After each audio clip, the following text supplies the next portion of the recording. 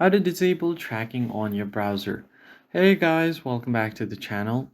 If you care about your online privacy and want to reduce how websites and advertisers track you, this guy will walk you through on the most effective ways to lock things down. First thing first, you need to do is turn on the built-in tracking protection. So for that, open up your web browser, and once you open up your web browser, all you have to do is find the settings menu. For that, tap on the top right corner on the three dots, go to settings. From settings, find your privacy and security tab, tap on it, and from there, you need to go ahead and tap on third-party cookies. Make sure that you have blocked the third-party cookies. So just make sure you've selected the second option.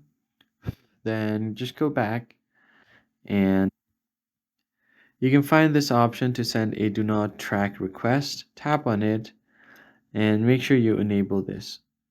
So what happens is enabling do not track means that a request will be included with your browsing traffic, and any effect depends on whether a website responds to the request and how the request is interpreted.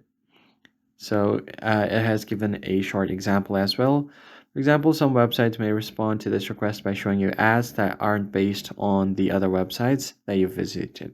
And many websites will still collect and use your personal browsing data, for example, to improve security, to provide contents, ads, and recommendations, and also to generate report statistics.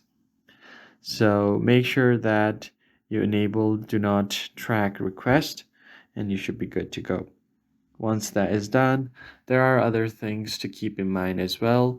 You can use privacy-focused extensions like uBlock Origin, Privacy Badger, Clear URLs, and more. Then you can also switch to a privacy search engine like DuckDuckGo or Starter Page, and you're gonna be good to go. Make sure you keep your browsers up to date as well to limit all of the tracking activities. I hope this tutorial was helpful to you. Hit the like button down below and subscribe to the channel. I'll see you guys in the next